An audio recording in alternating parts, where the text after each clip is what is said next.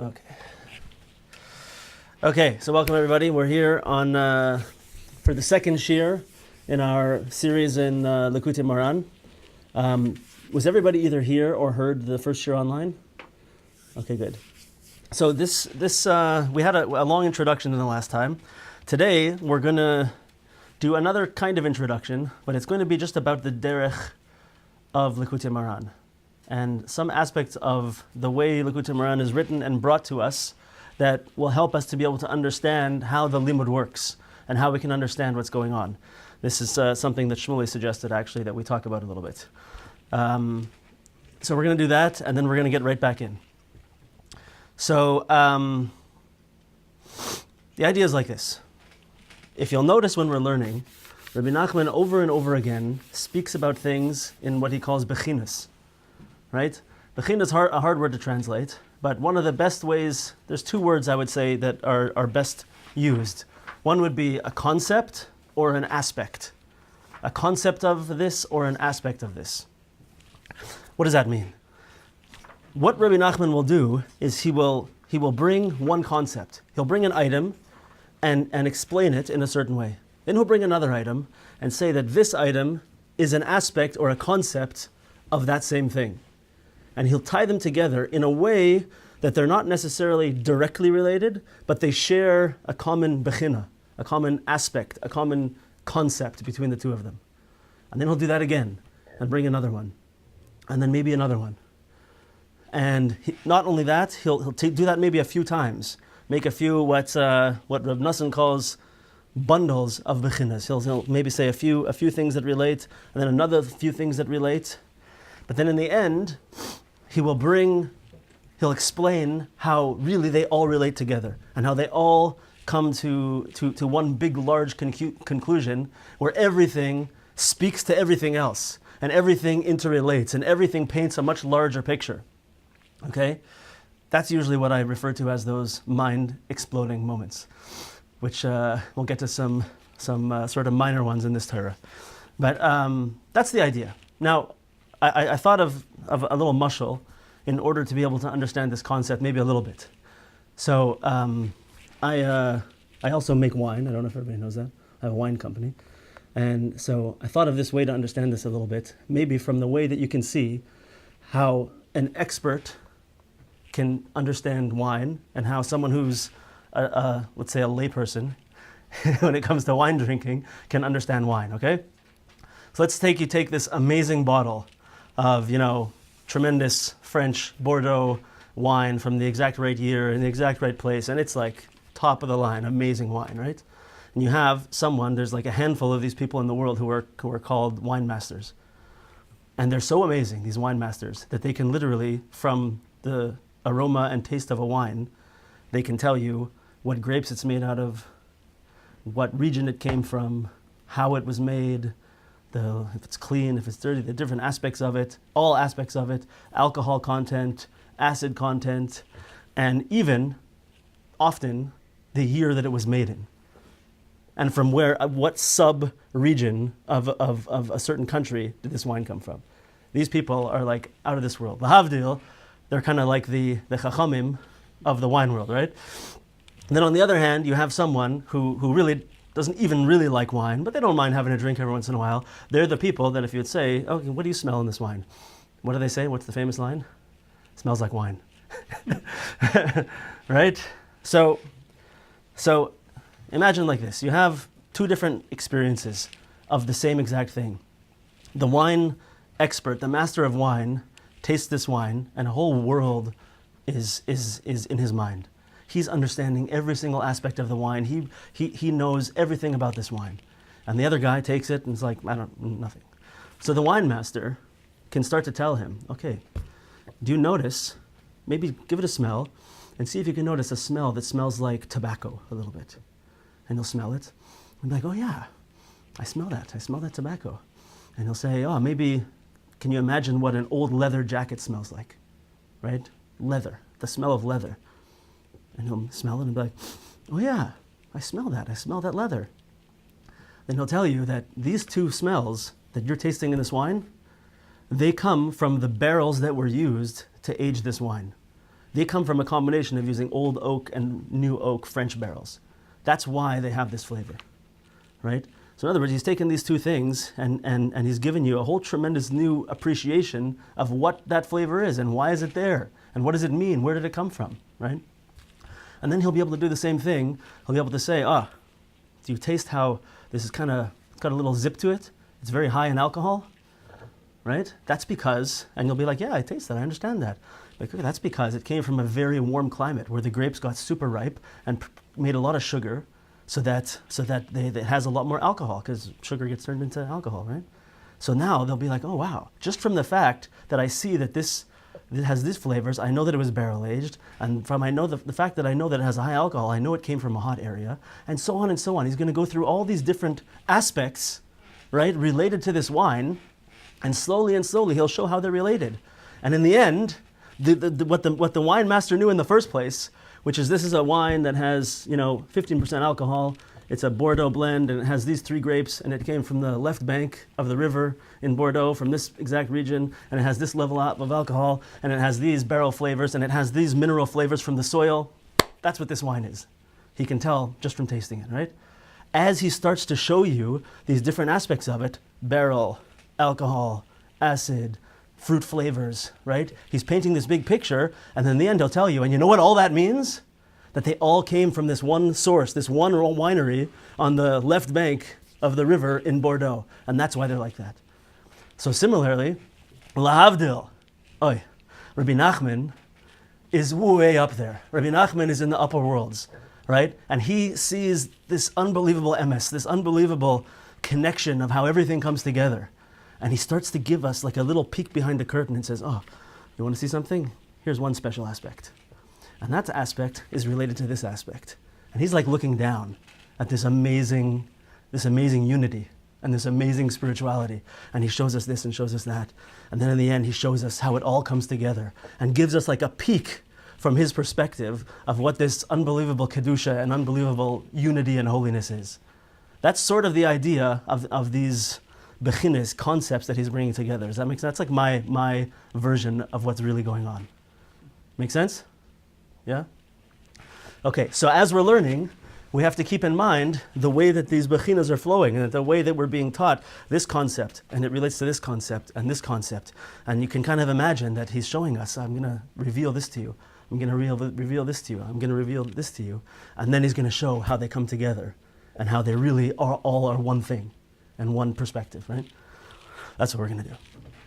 Okay, so let's give a quick little synopsis of what we learned last week, and then we'll move on.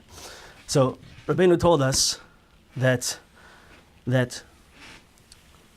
in order to have our tefillas answered, we have to have wisdom. We have to have chachma. We have to have this relation to HaKadosh Baruch Hu. And the only way that we can get our tefillas answered, that we can be heard, is if we have this aspect of chen, of grace. Chen means it's a person who you want to listen to. They have a charisma, they have a charm, they have something that makes you listen and makes you connect and makes you want to connect to them and want to hear more from them. That's a person who has chen.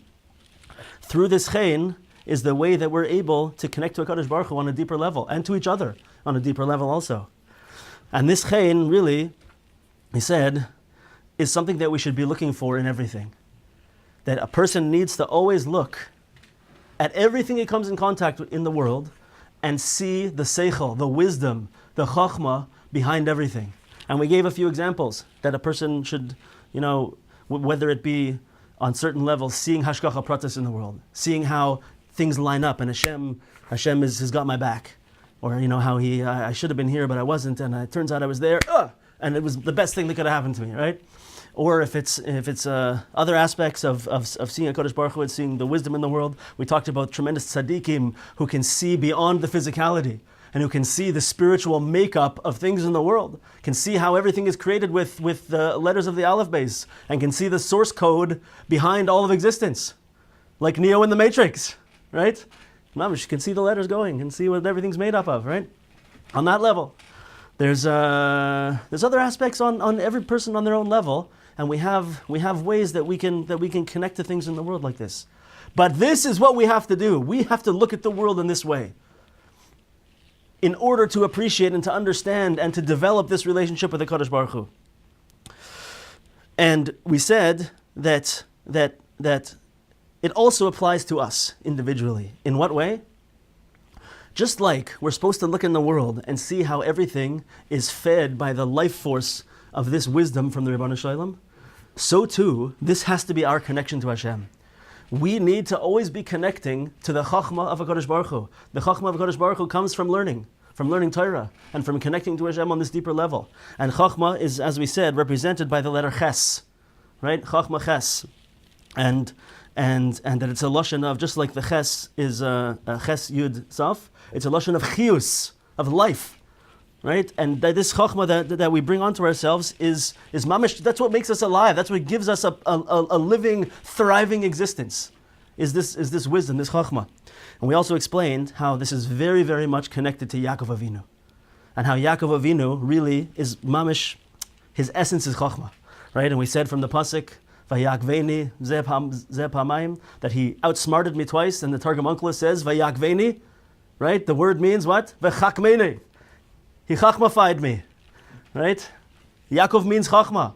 And we also said that Yaakov went after the Bechorah. Why did he go after the Bechorah? What's pshat? On a deeper level? He just wanted a double portion of finances, right? No, we said the Bechorah is Reishis. It's the very beginning. Bechorah means the first, like Reishis. What else is Reishis? Reishis chachma. Reishis is a bechina of chachma. You hear? It's a concept of chachma. Yaakov is a concept of chachma. Ches is a concept of Chachma. All of these concepts, aspects, bechinas, are coming together to paint this picture of Chachma. And lastly, something that my wife reminded me afterwards that we have to mention is that Yaakov is connected to the Shemesh, to the sun, and the sun, just like Yaakov is Chachma, the Shemesh, which is an illuminator, which lights up the world and gives you clarity. That's the same concept of Chachma. Right? Chachma illuminates us. Someone who has an illuminated understanding of the world has tremendous open understanding. It's not a physical thing, right? It's not a desire thing. It's wisdom that lets you see. So it's also connected to that. And we had this pasuk, the Hashemesh ve'hayareach, that he brings over here, and we brought from one of the commentaries who said, quoting the Medrash, that Yaakov said, Mi gila lecha sheshmi shemesh. Who told you that my name is Shemesh? My wife pointed out that we should remind everybody that where that pasuk comes from. That's the pasuk when Yosef, from I think this week's parsha actually, right? When Yosef came and told his dreams over, what did he say? That the sun and the moon and the 11 stars were all bowing down, right? Who's the sun and the moon? Yaakov and Rachel. We know that the sun is Yaakov. And this is what this medrash is referring to. This medrash is referring to that pasuk. So we see that this is all painting this picture. Remember, Chachma, wisdom, Torah, Ches, Yaakov is all one aspect of Chachma. That's what we're holding right now. Okay, everybody ready? Let's do it. Okay. Ach, machmas she'or haseichel gadol me'od.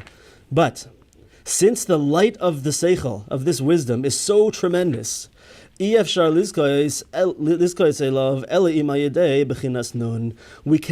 merit it to receive this light except through the bechina of nun, the aspect of nun, the letter nun. Shehu bechinas malchus. Nun is the bechina of malchus.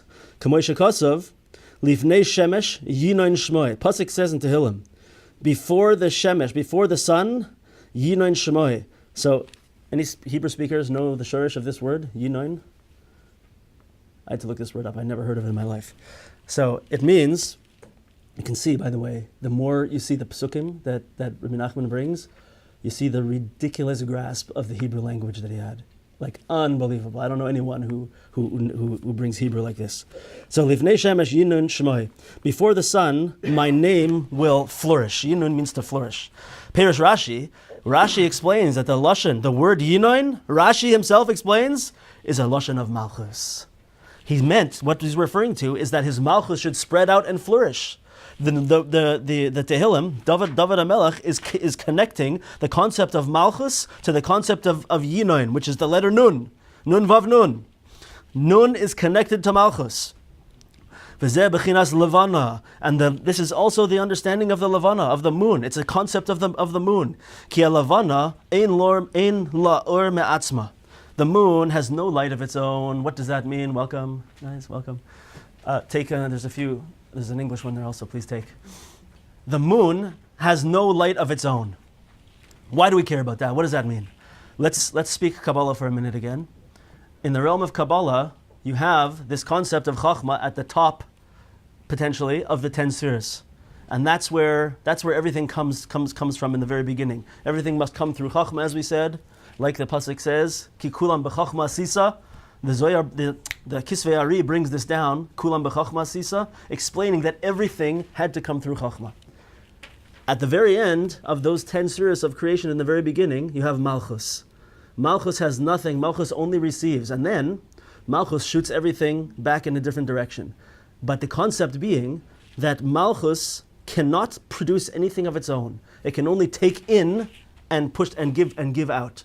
That's the concept of Malchus. It has nothing of its own. Just like, as we know, the light of the moon, right? As soon as kids get to be a certain age and they start to learn the way things work, we teach them that the moon is not really its own light. How is the moon light up? It receives the light of the sun, and that's why it lights. It has nothing of its own. So the moon is connected. We have Nun is connected to Malchus. The moon is connected to Malchus. Right? Ki, it has no light on its own. Ki im masha mekabeles me'ashemesh. Only that what it receives from the sun. V'zehu b'chinas Malchus. This is what Malchus is all about. And this is the famous term that explains this concept of Malchus. Deleis la migarma klum.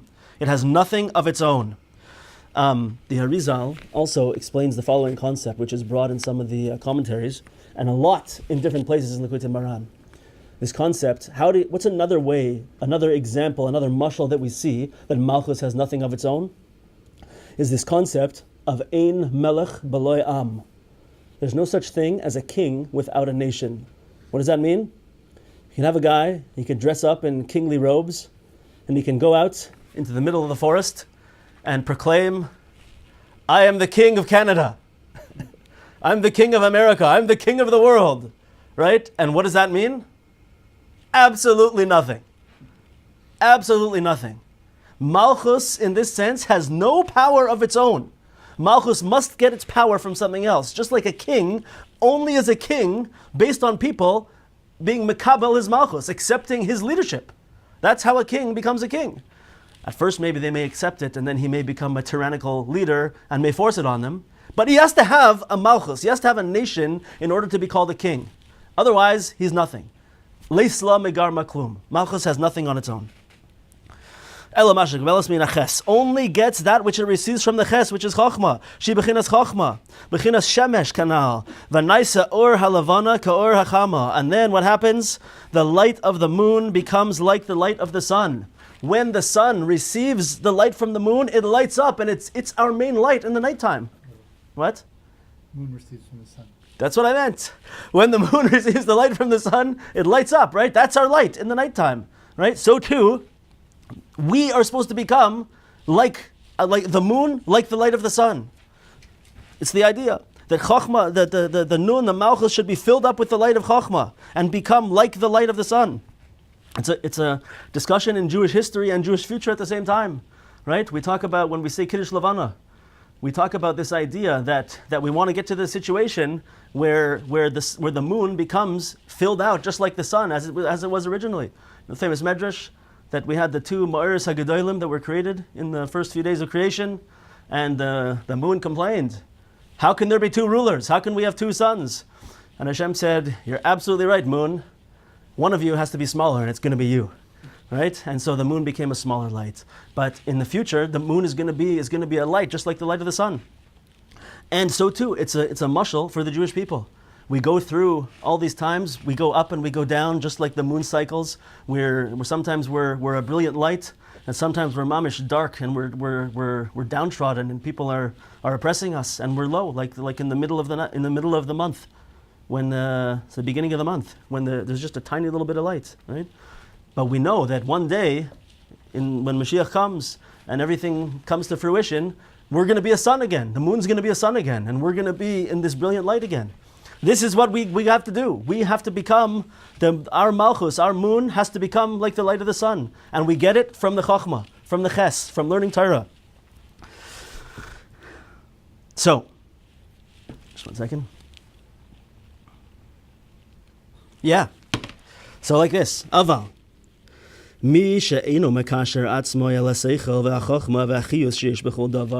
But a person who does not connect himself, tie himself to this wisdom, the seichel and the chachma, the intellect and the wisdom, and the life force, the enlivenment that there is in every single thing. Ze bechinas Esav. This is a concept of Esav. Esav is Yaakov's brother. Yaakov did everything he could to get the Bechorah, which we said was an aspect of Chachma. What did Esav do? He gave it up without a thought. He gave it up for Gashmias without a thought. Not only that, he despised it. He denigrated it. Like the pasuk says in Sefer Bereshis, that Yaakov was mevazeh the Bechorah. He denigrated the Bechorah. What's that? What's the Bechorah? What did we say? Bechorah is Reishis. Reishis is Chachma. Esav hated Chachma. He didn't want anything to do with Chachma. Dainu Eseichel, Kanal. Bechinas, lo yachboitz kasil besavuna ki'im behiz galus libai. Like it says in Mishlei, a fool does not desire tevuna, does not desire understanding, does not desire intellectual clarity. Ki'im, what does he want? Behiz galus libai. He just wants to reveal his heart. I always pause here to say something that everyone identifies with. And that is that there's different types of people out there, right? There's people that are interested in wisdom. And they have a desire to learn. And they have a desire to hear and to listen and to understand. Right? So, whenever they are, whoever they meet, they will be a good listener. And they'll listen to individual people and they'll hear what they have to say. They'll respond and they'll say over wisdom also. But they'll be interested generally in hearing and understanding the people they're talking to. Husbands, listen to this well.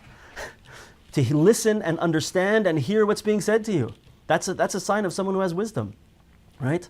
What is the opposite of this? Is someone who doesn't desire that, rather, but his galis liboy, just wants to reveal his own heart. Meaning, he just wants everyone to listen to him.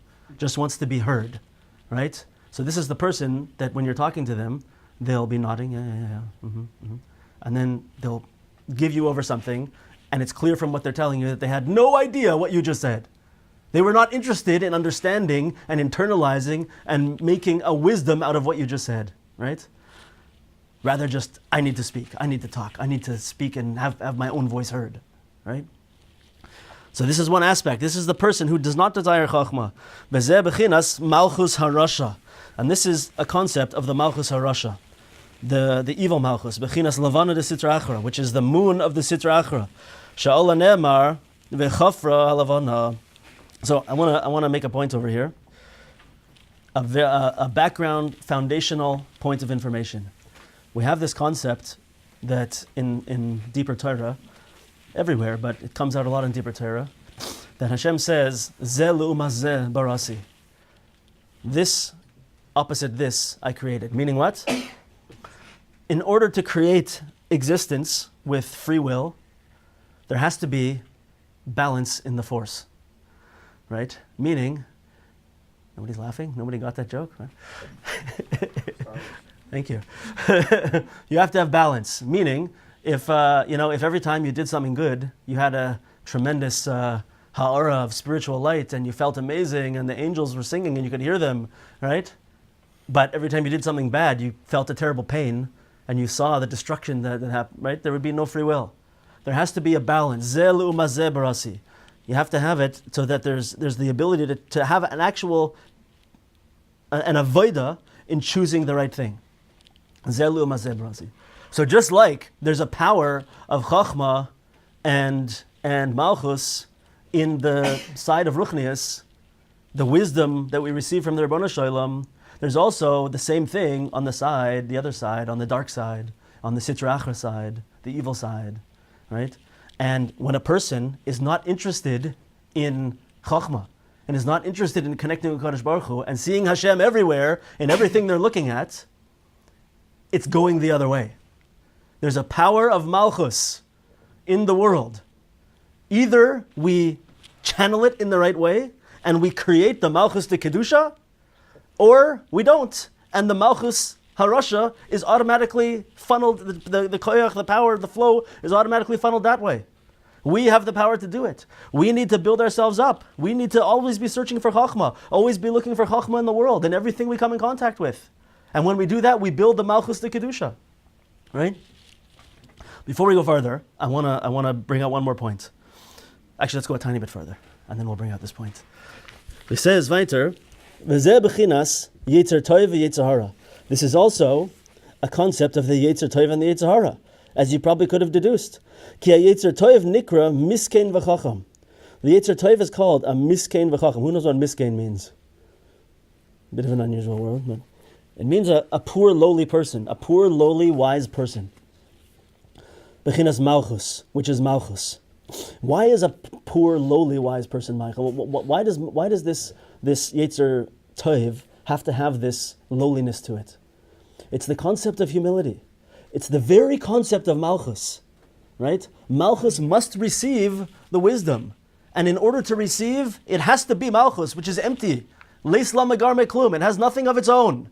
If it wants to receive that light, it has to be empty. It has to be something that's humble and that knows where it needs to receive from. That's what Malchus is all about. So the Yetzer Toiv is called in Koheles Miskein v'chacham, Bechinas Malchus, which is Malchus. Shehi Bechinas Aniya v'dala.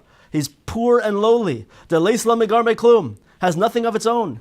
Ki im ma shekabelas min hachachma, only that which it receives from Chachma.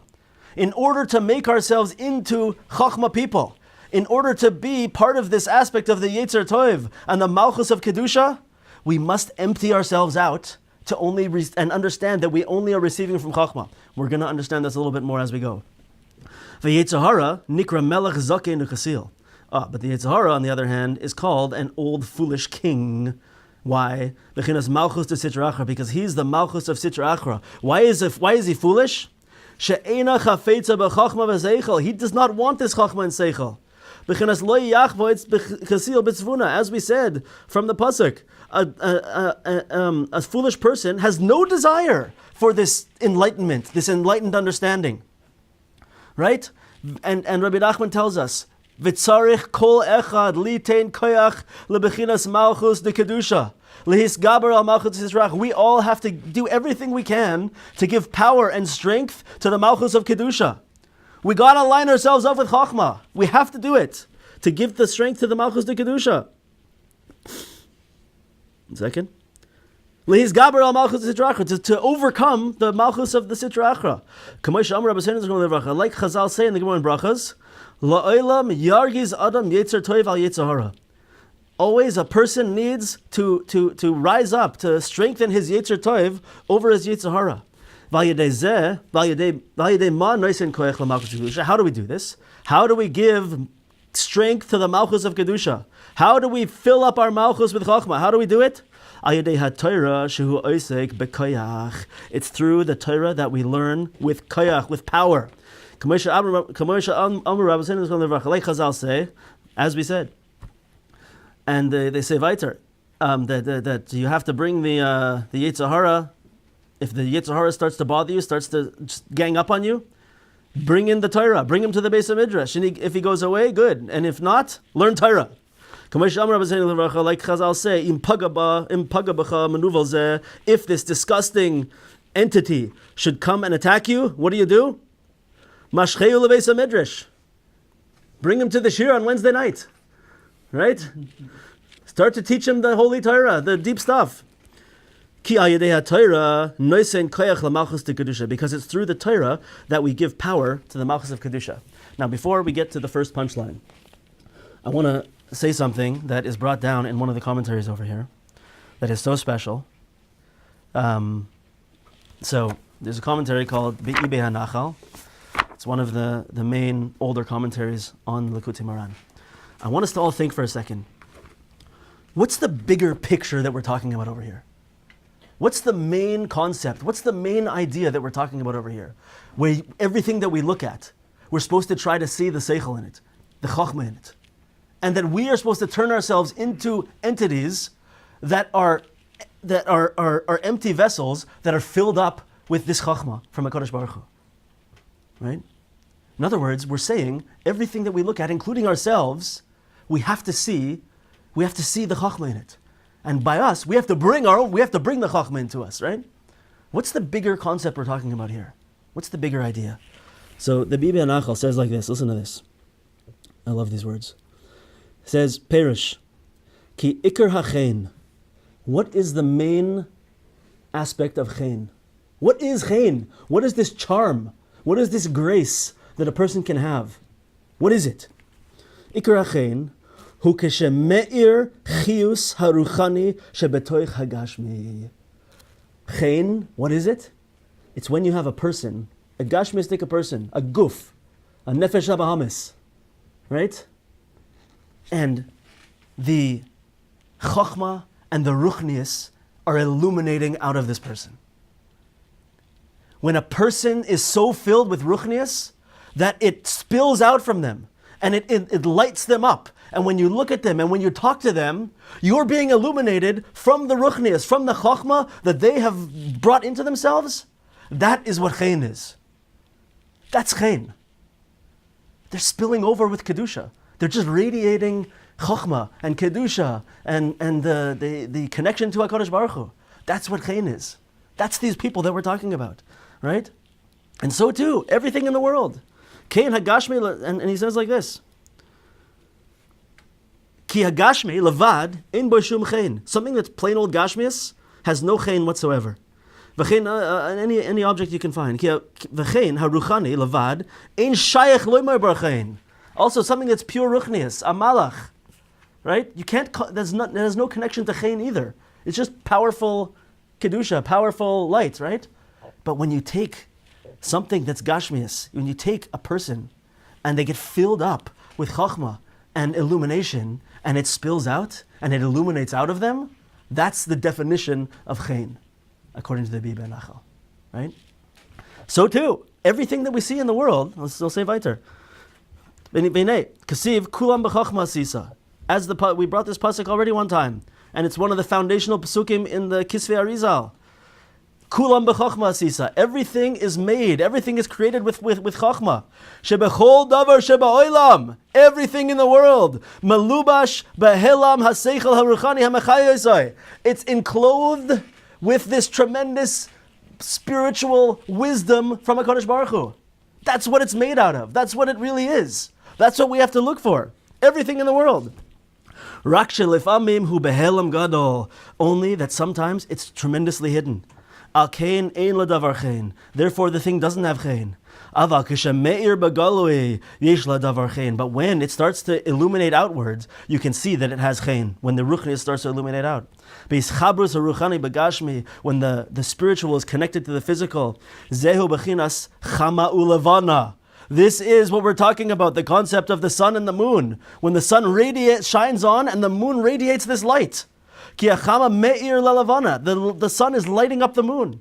Valkein Yaakov Avinu shehistakel al aseichel bechol davar alkein zachal achein. Therefore, Yaakov Avinu, who was this person, he was this person of Chachma. He saw the world in this way. He merited to have this chein.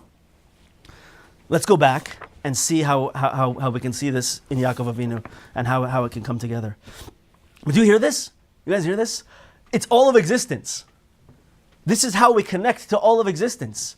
We got to fill ourselves up with the Chachma. We have to fill up our empty vessels with Chachma, first of all, and we have to see in the whole world that everything is really this. It's all one existence. It's all the light of Hashem creating and recreating and lighting up the world. That's what it is. Everything. It's a worldview, really. So what does this have to do with everything we've been talking about the sun and the moon and Chachma and Malthus and everything that we've been speaking about? And the letter Ches and the letter Nun, let's go see. Punchline number 1. V'azai, mekabelas hamalchus. What's happening? The Malchus, Shehi Bechinas Nun, which we said is the letter Nun from the pasuk Vayinain, that the Vayinain Shmoy, that his name will flourish. The Malchus will flourish. Nun is Malchus. When the Malchus receives chius mina chachma, it receives its enlivenment from the chachma. Shehi Bechinas Ches. The chachma, as we said, is ches and chius. When the Nun Malchus receives ches chachma, nischaber v'niskasher ha-ches v'ha-nun, then the ches and the nun become entangled together and intrinsically tied. V'naisa or halavana kor chama, and now the light of the moon becomes like the light of the sun. They're intrinsically tied together. They're linked together. The malchus is filled up with the chachma. Ukeshezeh kam zeh noifel, and when this one goes up, this one goes down. We'll speak about it in a minute. V'azai noifel v'nisbato malchus harasha. Then the malchus harasha is fallen. We've built up the Malchus de Kedusha by bringing the Chachma into ourselves, and we destroyed the Malchus of Russia. Kamoshe Kosov, it says in Hosea, Ki Yesharim Darchei Hashem, the ways of Hashem are straight. Tzadikim Yelchu Bam, Upoishim Yikashlu Bam. This light, this Torah, when we bring it into ourselves, if we have the right intent, it becomes a light for us. It becomes a samachayim. It illuminates the way of tzaddikim. We can walk with it. But when it goes to the other path, and it goes down to the side of the Malchus of Russia, poishim mikashlu bam, then it becomes a sam hamaves. It becomes a potion of death, an elixir of death. It becomes poison. And it builds up the Malchus of the Sitra Achra. This is the nature of Torah, right? Everybody's heard this before? It can be a samachayim or it can be a samamaves. If someone learns it for the right reasons and is learning it with the desire to connect to HaKadosh Baruch Hu, it's enlivening. It's a samachayim. It's a potion. It's an elixir of life. But if someone comes and wants to learn the Torah for a negative reason and doesn't want to connect to HaKadosh Baruch Hu, and if they're in a bad frame of mind, the Torah becomes a sam hamaves. It becomes a poison, an elixir of death. Right? Tzadikim yelchu boy, it lights up the path for tzadikim, and poishim yikash lebam, and transgressors, right, will stumble in it. It darkens for them. They can't walk anymore. They're going to stumble. This is what the Torah is all about. Hainu al yedei darchei Hashem, through the ways of Hashem. Hainu haTorah darchei Hashem. That's what the pasuk is saying. Al yedei zeh tzadikim shedavekim b'malchus de kedusha. The tzadikim who are mamish clinging and cleaving to the malchus of kedusha. Him nischazkin umakablin koyach al yedei zeh. They mamish are enlivened and they receive koyach through this. They're strengthened. Upoishim yikashlu bam b'chinas malchus harasha. But the transgressors stumble in them, from the malchus of Russia that's going to the other side. B'chinas hayetzer hara shenoifel v'nichna al yedei Torah. They fall down through the Torah. This is what this pasuk is saying. Darchei Hashem, the ways of Hashem is the Torah. If that path, that power of Darchei Hashem, of the Torah, goes in the right way, tzadikim yelchu bam, it becomes enlightenment. If it goes the other way, poishim yikashlu bam, it brings everybody down. V'al yedei zeh niskablin kol hatzafilos ve'abakashos Rebbe Kiva, and it's through this that all of our tefillos and bakashos are received. The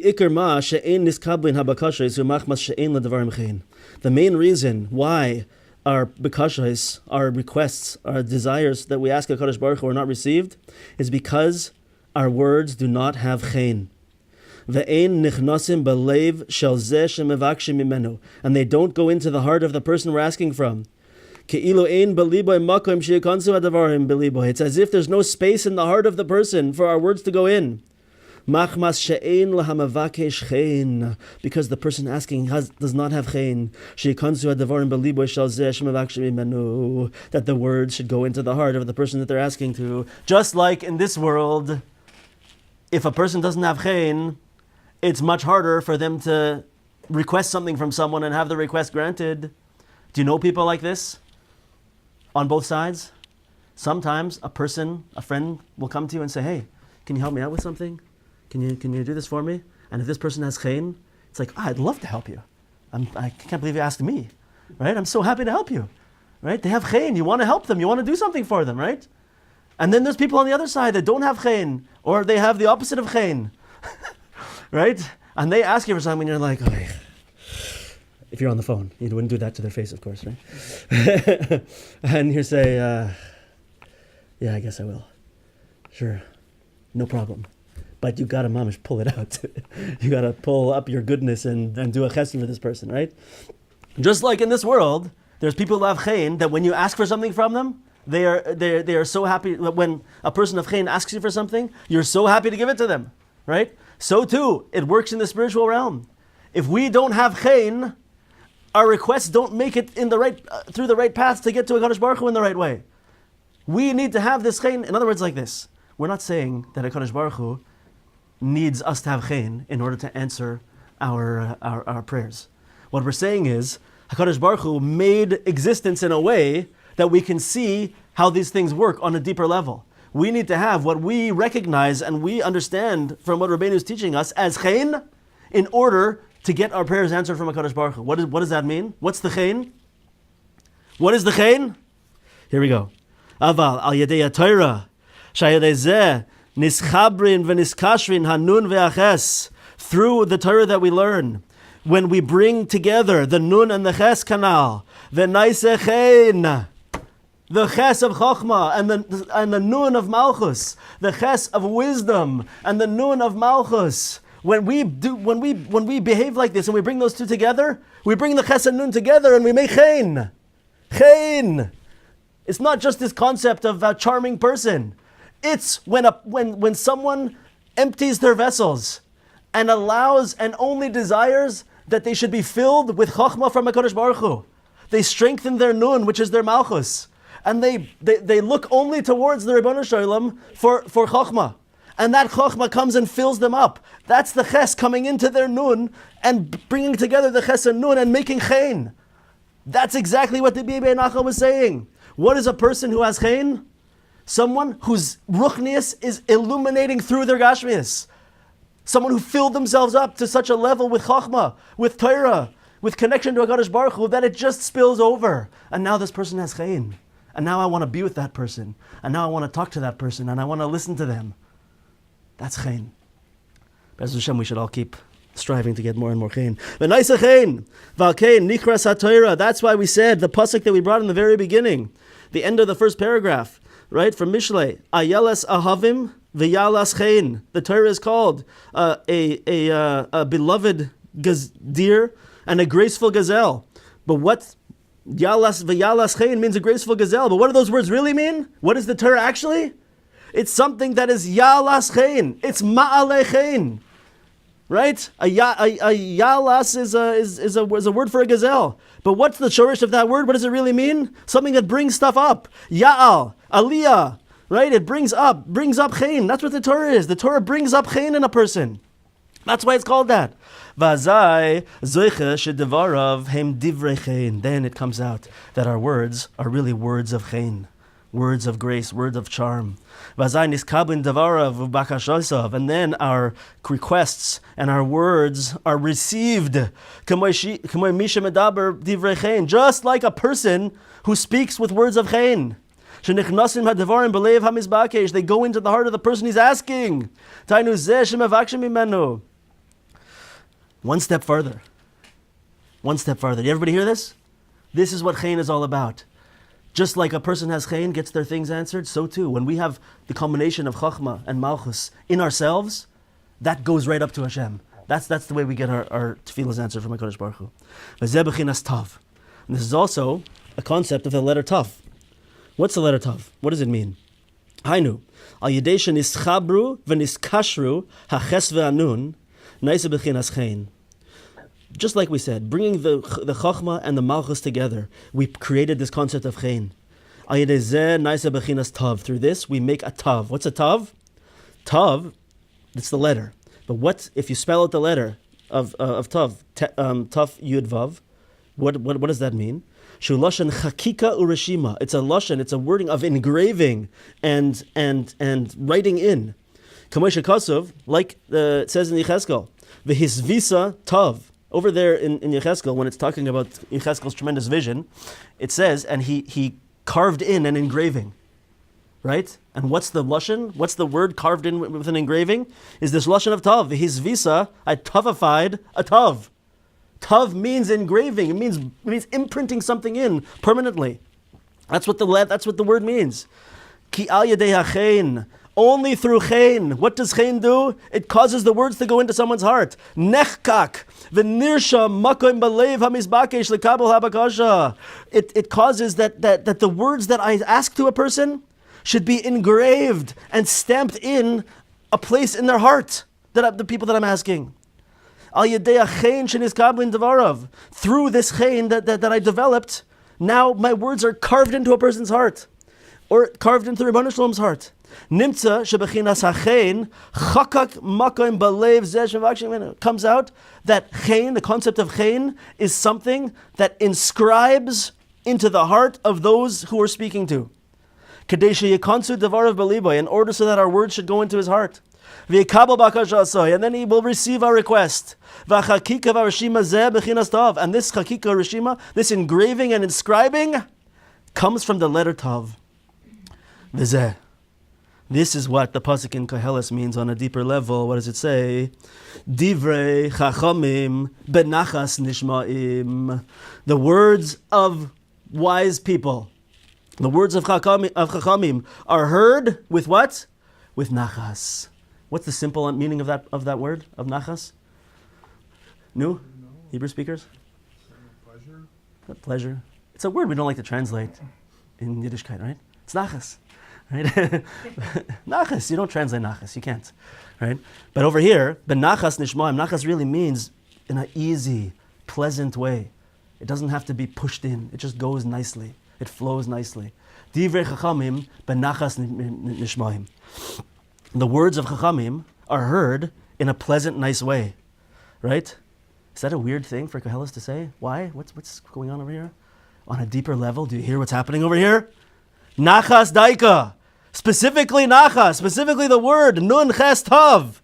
Hainu bechinas chein. When you have the chein, that's the ches and the nun of the word nachas, hanal. Vehatav together. When the chein comes out, a person develops chein, they bring the chokhmah into themselves, and they become a piece of gashmias, they become a body that's illuminated with spirituality, and illuminated with ruchnias. They're full of chein, and they speak to someone, and they make an impression on that person's heart. What's the impression? It's a tav. That's the inscription. When you take the chein and the tav and you put them together, what are the letters that you have? Are nachas. Divrei chachamim nishmoim benachas. A person of tremendous wisdom who's made themselves into this incredible person, their words are heard with nachas. They are heard pleasantly and nicely in an easy way. But on a deeper level, it's all of these concepts coming together. It's the ches coming into the nun and then creating an inscription, the letter tav, onto the heart of the person who it's going into. Divrei chachamim nishmoim benachas. V'al yedei zeh naisa oisiyas nachas, and this is how we make the letters of nachas. Ve'az nishmoim devarav v'niskabel bakashasai, and through this is the way that a person's words are heard, and the words of a person are heard, and they're received, and they go into the heart of the person that they're asking from. So, we've seen a few ideas here today. Just to wrap up, we're getting to the end. The main thing that I love about this Torah, I sort of mentioned it before, but now that we're getting a little farther into it, we can start to understand it a little better, is that Rebbe Nachman is showing us a way of existence and a way to live our lives intentionally in a certain way that we can connect ourselves to the wisdom that's in everything.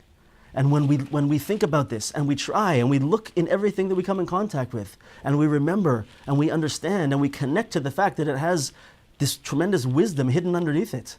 Everything we come in contact with, right? And when we see that this is us also, we're in the same boat, right? The difference is we have the ability to bring it onto ourselves and to reveal it within ourselves. You hear this? We have the ability to control, we have the ability to change ourselves, to work on ourselves, to allow this illuminating chachma to come into us on a higher level, and to be able to illuminate the world, illuminate our path in front of us. We have the ability to do it, and it's all part of the system of creation. It's all part of the way HaKadosh Baruch Hu made the world, Everything is sustained and given its life and illumination from HaKadosh Baruch Hu, from the Chachma from HaKadosh Baruch Hu. And the more we try, the more we can bring more of it into the world. I don't know if you ever heard in many different Lashonos, Lubavitch speaks about this in this way: get l'chayt in the world, bringing godliness into the world. I remember the former Rosh Yeshiva, Alav Shalom of Esha Torah, Rebbe Noach Weinberg. He would always talk about this, bringing godliness into the world. Right? The world is a dark place. The way that we exist in the world and the way that it is without our effort, right? We are the moon at the beginning of the month, where there's no light in it. Our whole ability, our whole tachlis, is that we have the ability to look up to HaKadosh Baruch Hu, to remove the blockages, all our difficult midas, all of our bad behaviors, and all of the things we do to block off that light that's coming from Hashem. We can better ourselves by doing tshuva. We can open our vessels. We can shed all those things that are blockages from our vessel and look to HaKadosh Baruch Hu only, and only want this chachma from HaKadosh Baruch Hu. When we do it, we bring that into ourselves. And we end up being that the Levana is like the Shemesh. That we are the moon. And we're able to light ourselves up like the Shemesh the more that we work on this. The coffee table can't do that. We can look at it and we can understand that it has a wisdom behind it, right? Other things can't do that. This is what we can do. And when we look at the world like this and we understand this is the way the world is, it helps us to be able to live in this pattern. We should all merit to, over the next week, before we start to get to the wrapping up of the end of this Torah, and see how it connects to one of these deeper stories from the Gemara in Bava Basra, how it's all spelled out over there. I don't know if you guys remember that. We're going to see this wild story that it's almost impossible to explain in any rational way whatsoever. And we're going to see how all of the concepts that Rabbeinu has brought over here are going to fit exactly into this story of Rabbi Bar Chana from the Gemara Bava Basra. But I want to say that we should all this week, we should endeavor to put this into practice. Did I say this last week? The idea is we're not here for intellectual stimulation, right? It's good, it's fun to have intellectual stimulation, right? But we're here to change ourselves. We're here to live in a certain way. I looked over the Likutei Tefillas on this Torah this afternoon, and it's so beautiful. And maybe I'll send out a PDF of it over over the WhatsApp group or the email list. The Likutei Tefillas takes every one of the Torahs in Likutei Moharan and turns it into a tefillah. Turns the whole concept into a tefillah. And really, I think I said also, Rebbe Nachman told me, it's like a Rashi on the Likutei Moharan. Why? Because Rebbe Nachman explains what it is we're really supposed to get from the Torah, right? And if you would read this tefillah that I'm going to send out, it's all about just wanting to take away all of the aspects that make up the self of me, all of my negative character traits, all of the things that hold me back, and just desire to receive from HaKadosh Baruch Hu wisdom and light, and just begging Hashem, help me to do this, help me to clean myself up, help me to open myself up, and help me to receive this chachma and to only look to you for chachma. So the idea is we should have this in mind, right? If we're learning this, we should try to do it, right? We should be living this Torah as we're learning it and really putting it into practice, right? Otherwise, we could be in university, lahavdil, learning a course on the Likutei Moharan, right? So Be'ez Hashem, I'll send that out, and I want to issue a challenge and hopefully hear back from everybody next week. How did you put some of this Torah into practice? How did you start to develop chen on a tremendous level? How did you start to fill yourself up with chachma and light and help to illuminate the world? Thank you. Any questions? Comments? I'm trying to do this. Look, I'm trying to get the structure. Yeah. The lack of structure. Like, I don't know how do you approach the sefer? Right. So, do you want to specify it a little bit more? It's not on topics or anything. Oh, you mean like the whole sefer? Yeah. Yeah. So, it's a very good question. And I've had this question myself in a few different ways. There's a variety of different things the way that the sefer is structured, and it does a few different things. Sometimes there are Torahs that are short and relatively simple, and are trying to get across a point of the way. For example, there's one Torah which many people need to read, which talks about drinking alcohol, and says that one should be very, very careful to make sure that they know exactly how much alcohol they can drink that will be an expansive experience for them, that their mind will be expanded and not impaired, and they'll be able to have a very elevated experience. Because there's a point where we know it happens, where you get a little bit too much, and the experience goes from being elevated and expansive to the opposite of elevated, and becomes terrible, right? And it's a short Torah, and you can understand it like this. Then there's Torahs like this, which are speaking about a concept and a certain idea and a certain derech and a certain outlook. Mm-hmm. There's other aspects of this sefer where we saw when we finished, we have a group on Shabbos that learns also. When we finished the first 15 plus 4 Torahs, and it stopped going through these stories in Baba Basra and started to go into the Safra Ditzniusa of the Zohar as the starting point of each Torah. And he said, I don't think you explained the whole Baba Basra yeah. Seder. Okay. So, we did it in the beginning, right? No. The first time? Yeah. We didn't explain that? No. Okay. Anyway, we'll explain that in a second. It said, Rebbe Nachman made a whole introduction over there, and one of the things he said is one of the goals of this next section of Likutei Moharan is to just give you a glimpse and show you the greatness of HaKadosh Baruch Hu. Just to blow your mind, to wow you, to show you how amazing HaKadosh Baruch Hu is, to give you chiyus, to give you inspiration, right? So sometimes there's lessons that are very practical, and sometimes those practical lessons are hidden in tremendous depth, and the concepts are big. Sometimes they're practical, sometimes they're there to inspire you, and it's all a big mish, right? But you go Torah by Torah, and sometimes there's a section that has a specific structure. So as Shmuley was alluding to, that I'm surprised I didn't say. I pointed at it. I was like, Oh, that's what you were pointing at last time. Yeah, and you were Right. like, Yeah. So the whole first section of Likutei Moharan, which is 15 Torahs, I believe, plus sort of another 4, are on these stories called the famous Guzmois of Rabba Bar Chana in the Gemara in Bava Basra. So there's these 15 stories, which are out of this world, like strange, mamish, like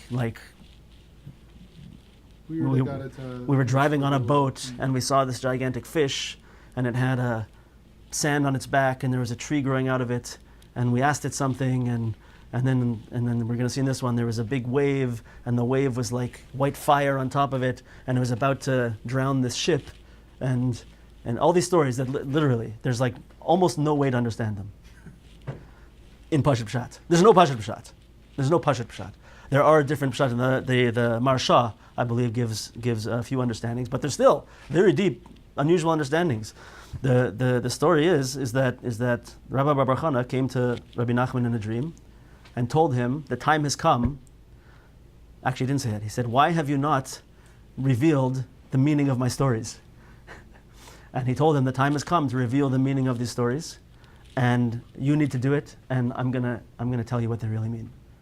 And so these first Torahs are all structured around and these stories. So we're going to see next week that everything that we learned so far, all of these concepts that we brought together and put together, are going to fit into this story that was written by Rabbi Bar Chana, or was said in the name of Rabbi Bar Chana in the Gemara in Bava Basra. And it's going to be a story about a ship and a wave and all this wild stuff that happens, right? But the structure of the Sefer, it's less structured. It's more, each thing on its own can be understood in a way. A lot of the derech of Likutei Moharan in general, and Breslov or Chassidus, which when I was first learning, and someone said this kind of thing to me, I sort of got offended, right? And then as I learned more, I am now absolutely not offended. But one person said to me one time, speaking from their own Chassidic background, from a different Chassidus, said, see, our Chassidus is very practical. You have to do things, you have to, right? And your Chassidus, Breslov, is very focused on the tzaddik, right? Not so much what you do, but on the tzaddik. And I was like, stop it. What are you offending me for? We have to do stuff. He tells us all the time to do stuff. We have to, he gives us advices and tremendous things to do. What are you talking about? the more you see, one of the aspects of Likutei Moharan and of all of Breslov Chassidus is really, in fact, this idea. Will often be shown tremendous levels of righteousness, and what real tzaddikim really accomplish. And one of the drachim in Breslov, and one of the aspects of this, is to have tremendous ratzon, tremendous desire and longing to be connected to that and to be in that situation, right? To reach for that, to connect to it, right? Other Chassidisim have a different derech, and maybe even the opposite, to say we don't reach for that. We are who we are, right? Breslov is the opposite. Breslov says there's such thing as a tzaddik, and we can reach up to it, and we can connect to it. We can even become it, right? So a lot of the stuff that we see will also be on this level of showing us this unbelievable possible existence of tremendous spirituality and tremendous, like we're saying, seeing through the matrix and seeing the source code of creation and connecting on a spiritual, tangible, spiritual level that you can actually feel a connection to HaKadosh Baruch Hu, right? And that's something we can reach for, and we can connect to it with tzaddikim and on our own as well. A few things. You've got to dive in and experience it to understand it for yourself. Can I add one thing? Yeah, please do. So, Likutei Moharan. 1 second. Yeah. Okay. So, Likutei Moharan, most if not all of it was given over orally by Rebbe Nachman at different times of the year, on Shabbosim, on different Yom Tovim and stuff. And for most Torahs, as far as I understand, they would connect to things that were happening at the time. So, for example, it could be, that's the black one, right? So before every Torah there's a nice intro usually to what the Torah is going to discuss. So it could be that on a particular, let's say it could have been Shavuos, for example, and someone in the shul was making a bris. And also that month there was some argument between Hasidim and Misnagdim or something like that, right, in Ukraine back then.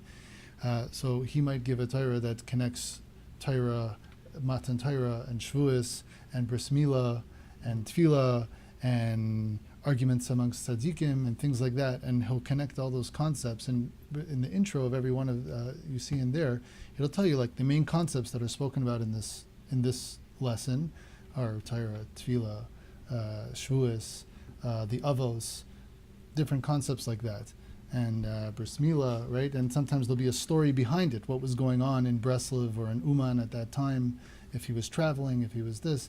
It's not usually in the Sefer, but there's background to the different concepts that he's connecting, and that was part of his genius that people said is he would just take everything that was going on at that moment and connect it to extremely lofty concepts in these ways that we're going to hopefully see, how he brings them all together. So that's another structure-wise, how a sefer that in some ways seems to be a whole mishmash of different things, part of it is taking that mishmash and sort of unifying it and showing at the end of every Torah how they all come together very nicely. It's also, just to quickly finish off, it's also exactly what we were saying in the introduction in the beginning this time. It's taking all of those things, and from Rebbe Nachman's perspective, way up high, showing how he just saw the unity in everything. He saw the absolute unity in the whole world and in everything, and was able to take these concepts and show how they all come together, and show tremendous meaning and depth and understanding and derachim, ways to serve Hashem within those things. It's one way to approach it. Thank you, everybody.